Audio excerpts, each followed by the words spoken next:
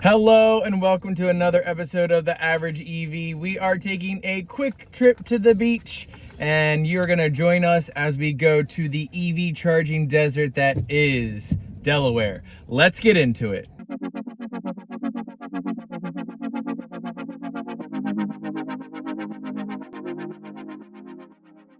All right, everybody. So me and my family, we're heading down to the beach. We got the dog with us. So another dog. Do you want to say hi, Kita? Kita.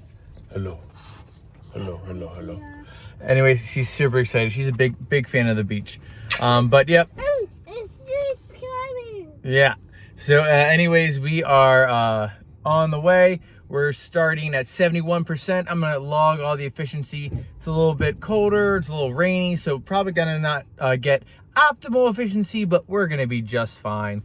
Like I said in the intro, it is a charging desert in Delaware, so I'm a little concerned about that, but I have some plans on how we're gonna charge up before we get to Delaware and then what we're gonna do while we're in Delaware. All right, everybody, we are on our way. As you can see, it's rainy and we've hit every red light.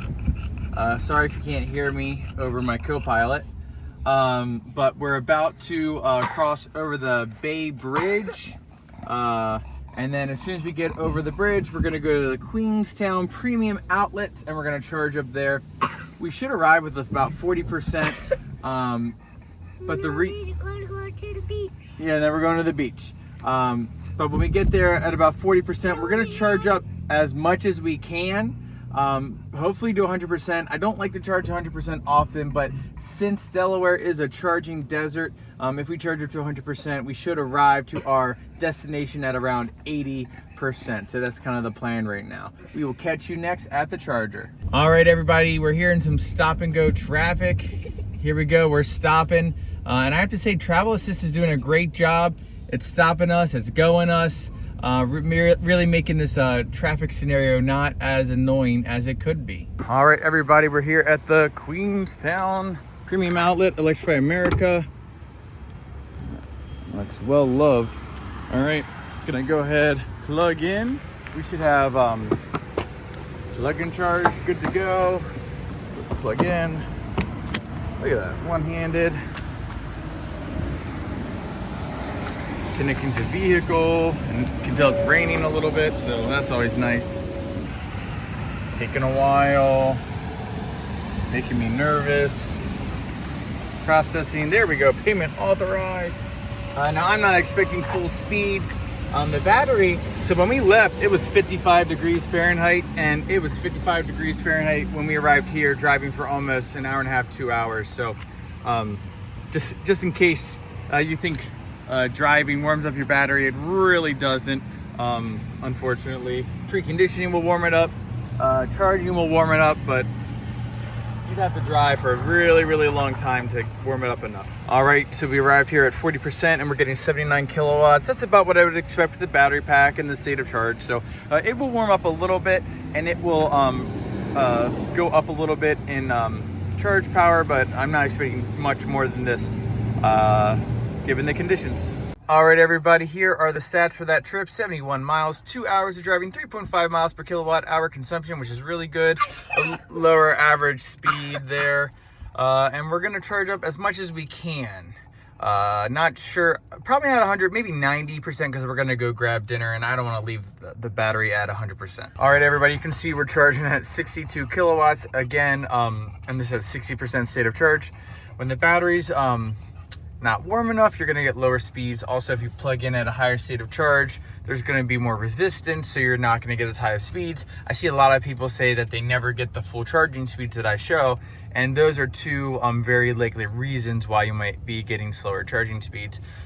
We might just go to 90 for the sake of time, but we'll see, and I'll obviously update you all in a bit. All right, everybody, we've charged to 92%. We're gonna unplug and get on our way to dinner, and then on the way to Delaware. All right, there we are, 35-minute charge. Usually I wouldn't charge up that high, but since we're going to Delaware, not a lot of chargers, that's why I charge up a little bit higher than normal. All right, everybody, we have made it. 140 miles, so not too bad. 4 hours of driving there, 3.3 mile per kilowatt hour, pretty good. You know, not too high speeds traveling here. And we arrived with 61%. So we left the charging stop in Queenstown at 92%. Went to our restaurant to get dinner, got there at 90%, and so we used about 29% to get here. We'll be good. There's a couple level 2 charging options I'm going to look into while we're here, but aside from that, you know, we're gonna go have a nice time here. Might catch up with you in the middle of our trip, and then obviously I'm gonna do our return trip as well in this video. All right, everybody, we're checking in here during our vacation. We went somewhere for lunch, and fortunately there was complimentary charging, so we took advantage of that. We charged up from, it was like 55-ish% to 74, so pretty good, especially since it is an EV charging desert out here in Delaware. Now we're gonna head back to the beach, and maybe I'll catch up with you all in a little bit. All right, thanks for the free juice, and now we're on our way back to the beach. All right, everybody, we finally made it to the beach. Yesterday was rainy all day. What a bummer, but it's beautiful out except for it being absolutely freezing. And we are gonna enjoy our little beach day. Probably eat lunch on the beach, go out, do some driving to go get dinner tonight, and then head home tomorrow. Catch up with you soon. Okay, everyone, we're about 7 minutes out from the charger. I was gonna experiment and stop at a slower charger to warm up the battery. That way when we got to this one, we could plug in. But when I got there, there was a Kia, yes, you're very cute. There's a Kia Niro EV charging, so that plan got thrown out the window. So we're gonna see what happens here. Probably gonna get the same kind of slower speeds we got last time, which is what it is, but we might pull a little bit earlier and then just get to the next charger. We'll have a warmer battery and be able to get higher charging rate. So, all right, here we go. All right, everybody, we plugged in. We're actually getting good speed, so maybe the battery state of charge was low enough that we would get good charge rate. So that's awesome. Gonna enjoy this charge where we got it. All right, everybody, here are the details from that first leg. 70 miles, 3.2 mile per kilowatt hour, and an hour and 39 minutes of driving. All right, everybody, sorry, I'm recording this after we finished charging. We made it to the Queenstown premium outlets. We actually got full speeds, great charge session. The battery wasn't warm up, so glad I didn't do the experiment. So I just wonder if your state of charge is low enough, it doesn't particularly matter. I don't know, but or maybe the battery was just warm enough where it could get good enough speeds, and then it heated up and was great. So that's awesome. We ran into a little trouble when we got here, so I'm gonna flip the camera around and try and explain it. So basically, when I arrived here, we pulled in right here to the charger, we plugged in, we got full speed, so it was great. And then there's this beautiful Nissan Ariya, and they were trying to plug in here. They're new EV drivers, and when they went to plug in, it like wasn't actually recognizing that the vehicle was plugged in. When I was here on Wednesday, it worked perfectly fine, no issues, but there's something today. So I had them move over, I helped them out, got them plugged in, they were good to go. There's that iX over there charging now. They were there as well, but they hadn't plugged in yet. Then this Ioniq 5, they pulled up. They went to use this. I told them there were some issues. They weren't able to get it working, but I told them once we were done, they could just take our charger, and they're plugged in now. But they already went ahead and reported this to Electrify America, so hopefully it'll get fixed. I'm sure that's just a simple restart the charger, and it'll be good to go. So this is, you know, a really critical charging location for the East Coast, because it's the only way, you know, really the only decent charging spot you have between here and Ocean City, although there is the Tesla supercharger with the Magic Dock now.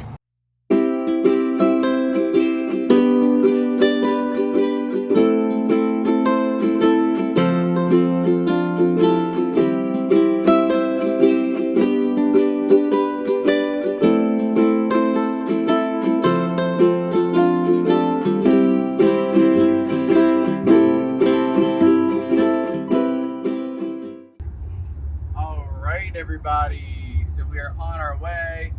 Got over the Bay Bridge, as you saw. I put a little bit of footage in there. Anyways, yeah, at that charging stop, a little bit of, I don't want to say chaos, but it wasn't the smoothest charging stop for other people. For us, it was very great. We got there, we plugged in, we got near full speed, so we got about 166 kilowatt max, which is pretty good. So probably since the battery wasn't completely toasty, didn't get full speeds, but I would take that. That was way better than the 40 or 50 we got on the way to the beach. So that's pretty cool.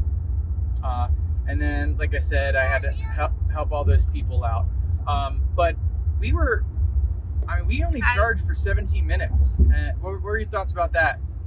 Yeah, I mean, it was super fast. I had expected to have to take our son out, and we did a couple of activities, and then all of a sudden Tyler was like, all right, we're going. I was like, what? We didn't even do anything. Yeah, and you hadn't even gone to the bathroom yet, so yeah. we had to wait on you. Yep. So yeah, sometimes like charging isn't as long as people think it needs to be. So we only need to charge it to 60%, and we can actually get home, and we might just try and get home. So yeah, a pretty good experience for us. Hopefully they fix that charger and everyone else can have a good experience as well. All right, everybody, we arrived here. 24%, did need to stop and charge, so that's great. Here are our numbers for that leg: 77 miles, an hour and 32 minutes, and 3.3 miles per kilowatt hour consumption. Whole trip for this second leg, 148 miles, 3 hours and 14 minutes, not too bad. 3.3 mile per kilowatt hour driving. All right, everybody, we are back home. Everything plugged in. I already shared all that stuff, but I kind of wanted to wrap up and then give my perspectives about this EV charging desert and how one might deal with an EV charging desert if you wanted to travel somewhere. So first off, I wanted to take a look in Plugshare at this so-called EV charging desert. All right, so here we are. This is the EV charging desert. That is the eastern shore of Maryland and Delaware. Now, as you can see in the settings right now, I have 150 kilowatt up to 350 kilowatt. And this is only showing DC fast chargers. There is smatterings of level 2 charging.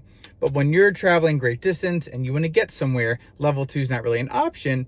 And so, yeah. So here we are. We're looking at the map. Now, here's the first issue it's a little deceiving because when you actually look at all these so-called 150, these are all actually 60 kilowatt chargers. These blinks, sorry, zoomed out a little bit too much. Okay, you come down here into Ocean City, and this is, it says it is a 150 kilowatt charger, but I looked on the Shell Recharge app and it actually says 50 kilowatt. Someone said they were getting they said 45, so it's definitely a 50 kilowatt unit. So all these stations are mislabeled in Plugshare. I might actually let them know that, because that's really not okay. So there's that. So so I can kind of just give you a little bit better perspective of this EV charging desert and the ones that are actually DC fast charging. Boom, there it is on the whole eastern shore and Delaware. Well, there are some actual DC fast chargers up here in Delaware. There's there it is, the Electrify America. But these are the two ones. Queenstown, which is the one we use for the trip. And then down here in Easton is the Tesla supercharger with the Magic Dock. So as you can see, when they opened that Tesla supercharger with the Magic Dock, it was a big deal because I was really, at the time, that was the only DC fast charger. Then the Queenstown one finally opened up. So this is a big issue. That's why when we came over, even though we didn't really need to, we charged here up to, I think we did 92%, and then we headed in. We went right into here to Rehoboth Beach, actually Dewey Beach right underneath, but no DC fast charging at all. Now, let me add back in all those 60 kilowatt chargers. I'll actually go all the way to 60 so we can see it. We do now have more options, but when you go in and you look at it, you're either at a car dealership, which is really not ideal, and I don't want to have my family at a car dealership in the middle of the night, or you're at these Blink chargers. Now, some of them, we actually have a Blink 60 kilowatt close to where we live. It works great. They're all at Royal Farms, but as you can see, a few of these have some not great plug share scores. That's got a 4.1. I'm trying to make this one show up. I thought there was one down here. Maybe I made that one up. Oh, there it is. Ponk. Oh, that's at a dealership anyways. So yeah. So they're either 60 kilowatt or not getting too good of scores. Here's an EV Connect. that one is a 120 maybe that splits to 60 each. So that's not a terrible option, but again, it's at a dealership, and honestly, I don't want to have to go to a dealership to charge my car, especially when I'm with my family. So this is a pretty big issue. We were able to make do, but hopefully with the NEVI funds, we're going to get a bunch of better charging. So anyone who is coming across the Bay Bridge and wants to go into Ocean City can charge quickly and effectively. Although if you charge up here, you're probably going to be good, but this only has 4 chargers. Or if you're going to go into Rehoboth Beach, where you're probably cut across this way like we did, maybe you have some better charging. But they really got to get together. It's a shame that things look like that. Now I'm just going to do one more thing. I'm actually going to turn off, let's do this. Turn that off and turn on level 2. So here's what we were working with. So when we got into the area, you can see there's a bunch of level 2 charging. So basically, if we went to an arcade and there was charging there, so we plugged in, we just got a little bit, I mean, we picked up maybe 5 to 10%, whatever, but it's better than nothing. We were just you know, always charging when we could to pick up here and there, and we did fine. We kept the battery at a great state of charge. Wasn't too low, wasn't too high, couldn't complain. Down here is where we were, there's no charging at all, but we made it work. But the thing is, if there was just some decent DC fast charging infrastructure, or even if the because there were Wawa and Royal Farms, if they had some of the 60 kilowatt, that would have been great for travelers who come in. They can just charge up, that way they have enough to go around town. But you know, we were able to make it work. It was fine, it wasn't the end of the world, and we were able to enjoy our trip. So that's that. So let me give my final thoughts. You know, if you want to go somewhere that's an EV charging desert, just see where the level 2 is. Maybe try and be really intentional about your hotel that has a level 2. Maybe call ahead, see if they'll just let you plug in your level 1. Those are, you know, good options. Maybe there's some places that have the Tesla destination chargers. You could get an adapter like we have, and you can plug in there. But aside from that, you might want to do a little bit of math. Make sure the last DC fast charger you find, you get as much charge as you can. That way, when you go into the desert, you can survive, enjoy your time, get where you need to go, and then come back. One more thing I wanted to talk about, everybody, was when we got to the charger in Queenstown, we actually got pretty good charging speeds, and I wanted to give my thoughts as to why that occurred. So when we went to Queenstown the first time, we were about the same battery temperature, but when we arrived there, we were at a much higher state of charge. So what happens is, and I'm not pretending to know a lot about this, but I do know a little bit about this. At the higher state of charge, there's more resistance in the battery. So essentially, if you have higher resistance, the less likely it's going to want to put in a lot of energy. So it's going to put in less energy, and that's why we got such low charging power. And then it warmed up and it slowly, gradually grew up to, I think it was 80 kilowatts or something like that the first time we went through. The second time we went through, we were 15-20% state of charge lower than the when we had come, you know, earlier in the week. And because of that, and the battery temp was about the same-ish, maybe a slightly warmer, but not the 78 degrees that, you know, the car really wants. But since the state of charge was low enough, it pulled the current to give it pretty decent charging speeds. I would say 166 kilowatts is awesome. I was pleased with it. I would have pulled up the car scanner app, but I was helping out the lady who was having some issues getting her charge started. But whatever, I'd rather help somebody than always be able to have all the data. But anyways, that's my thought. So if you have an ID4 or really any EV, it is better to have a little bit lower state of charge, and you'll probably get a better result. I'm not saying you'll get top speeds, but if you plug in at a higher state of charge, there's going to be more resistance, so you're going to get lower charging rates. And then add on top of that colder weather like we had, and it was raining too, so that could have played a factor. That is going to give you even slower charging speeds. So I wanted to throw that in there. So anyways, I hope you all enjoyed this video. Hope you found it helpful. Leave any comments down below if you have any questions, or maybe you learned something new that'll make your EV journey even better. So again, as always, please remember to give a like, a subscribe, hit the notification bell, maybe even check out the Average EV merch. We got some cool stuff in there, and I will catch you all next time.